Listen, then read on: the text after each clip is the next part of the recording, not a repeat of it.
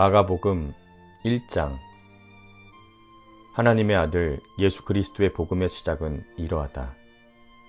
예언자 이사야의 글에 기록하기를, 보아라, 내가 내 심부름꾼을 너보다 먼저 보낸다. 그가 내 길을 닦을 것이다. 광야에서 외치는 이의 소리가 있다. 너희는 주의 길을 예비하고 그의 길을 곧게 하여라 한 것과 같이 세례자 요한이 광야에 나타나서 죄를 용서받게 하는 회개의 세례를 선포하였다. 그래서 온 유대 지방 사람들과 온 예루살렘 주민들이 그에게로 나아가서 자기들의 죄를 자백하고 요단강에서 그에게 세례를 받았다. 요한은 낙타털 옷을 입고 허리에 가죽띠를 띠고 메뚜기와 들꿀을 먹고 살았다. 그는 이렇게 선포하였다. 나보다 더 능력 있는 이가 내 뒤에 오십니다. 나는 몸을 굽혀서 그의 신발끈을 풀 자격조차 없습니다. 나는 여러분에게 물로 세례를 주었지만 그는 성령으로 세례를 주실 것입니다. 그 무렵에 예수께서 갈릴리 나사렛에서 오셔서 요단강에서 요한에게 세례를 받으셨다. 예수께서 물속에서 막 올라오시는데 하늘이 갈라지고 성령이 비둘기같이 자기에게 내려오는 것을 보셨다. 그리고 하늘로부터 소리가 났다. 너는 내 사랑하는 아들이다. 내가 너를 좋아한다. 그리고 곧 성령이 예수를 광야로 내보내셨다. 예수께서 40일 동안 광야에 계셨는데 거기에서 사탄에게 시험을 받으셨다. 예수께서 들짐승들과 함께 지내셨는데 천사들이 그의 시중을 들었다. 요한이 잡힌 뒤에 예수께서 갈릴리에 오셔서 하나님의 복음을 선포하셨다. 때가 찼다. 하나님의 나라가 가까이 왔다.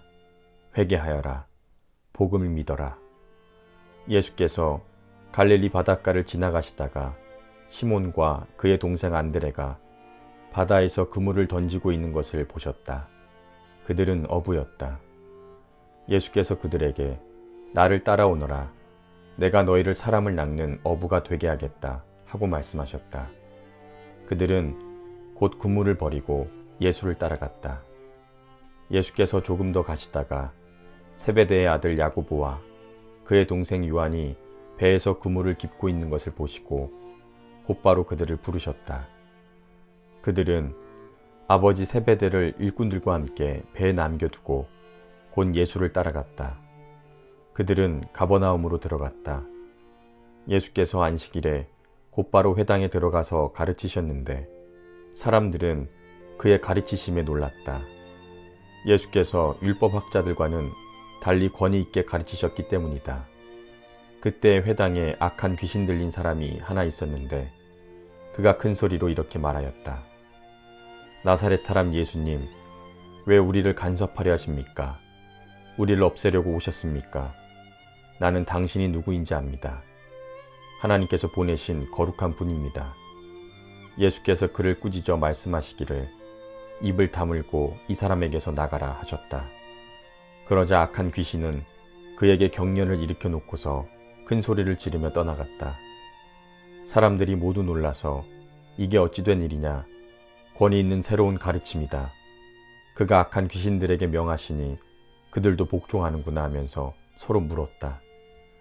그리하여 예수의 소문이 곧 갈릴리 주위에 온 지역에 두루 퍼졌다.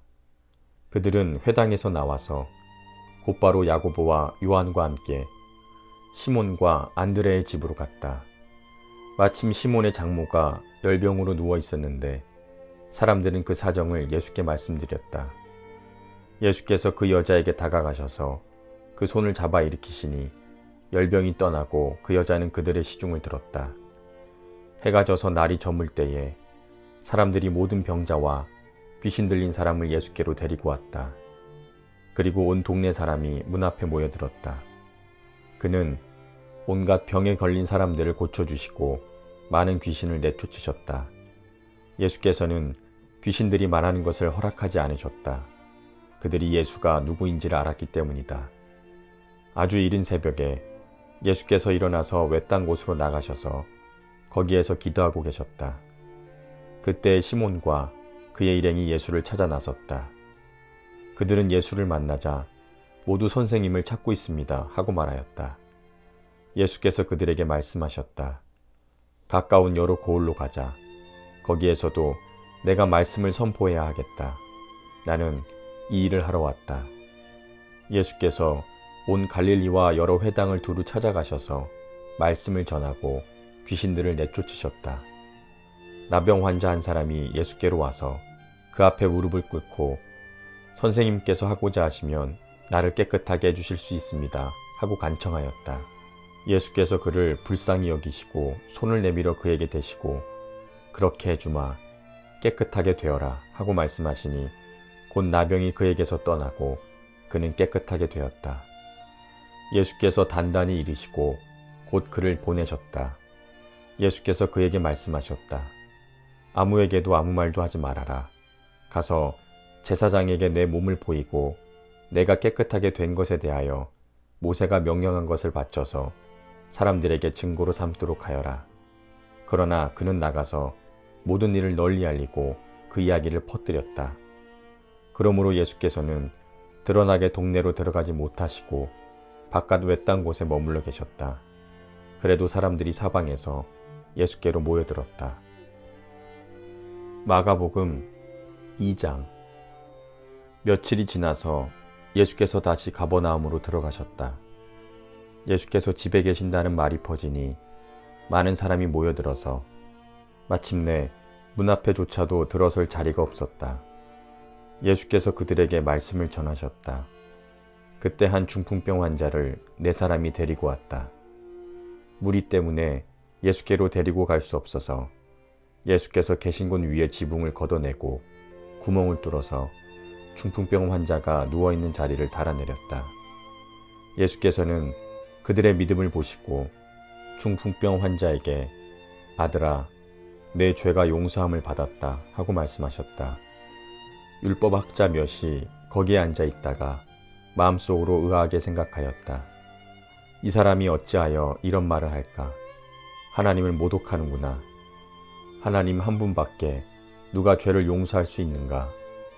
예수께서 그들이 속으로 이렇게 생각하는 것을 곧바로 마음으로 알아채시고 말씀하셨다. 어찌하여 너희는 마음속에 그런 생각을 품고 있느냐? 중풍병 환자에게 내 죄가 용서함을 받았다고 말하는 것과 일어나서 내 자리를 거두어 가지고 걸어가거라 하고 말하는 것 가운데서 어느 쪽이 더 말하기가 쉬우냐? 그러나 인자가 땅에서 죄를 용서하는 권세를 가지고 있음을 너희에게 알게 하겠다. 예수께서 중풍병 환자에게 말씀하셨다. 내가 네게 말한다. 일어나서 내 자리를 거두어 가지고 집으로 가거라. 그러자 중풍병 환자가 일어나서 곧바로 모든 사람이 보는 앞에서 자리를 거두어 가지고 나갔다. 사람들은 모두 크게 놀라서 하나님을 찬양하고 우리는 이런 일을 전혀 본 적이 없다 하고 말하였다. 예수께서 다시 바닷가로 나가셨다. 무리가 모두 예수께로 나아오니 그가 그들을 가르치셨다. 예수께서 길을 가시다가 알페오의 아들 레위가 세관에 앉아 있는 것을 보시고 나를 따라오너라 하고 말씀하셨다. 레위는 일어나서 예수를 따라갔다. 예수께서 그의 집에서 음식을 잡수시는데 많은 세리와 죄인들도 예수와 그의 제자들과 한 자리에 있었다. 이런 사람들이 많이 예수를 따르고 있었기 때문이었다. 바리새파의 율법학자들이 예수께서 죄인들과 세리들과 함께 음식을 잡수시는 것을 보고 예수의 제자들에게 어찌하여 저 사람은 세리들과 죄인들과 어울려서 음식을 먹습니까? 하고 말하였다. 예수께서 그 말을 듣고 그들에게 말씀하셨다. 건강한 사람에게는 의사가 필요하지 않으나 병든 사람에게는 필요하다. 나는 의인을 부르러 온 것이 아니라 죄인을 부르러 왔다.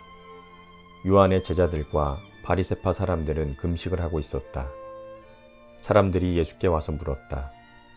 요한의 제자들과 바리새파 사람의 제자들은 금식하는데 왜 선생님의 제자들은 금식을 하지 않습니까? 예수께서 그들에게 말씀하셨다. 혼인잔치에 온 손님들이 신랑과 함께 있는 동안에 금식할 수 있느냐?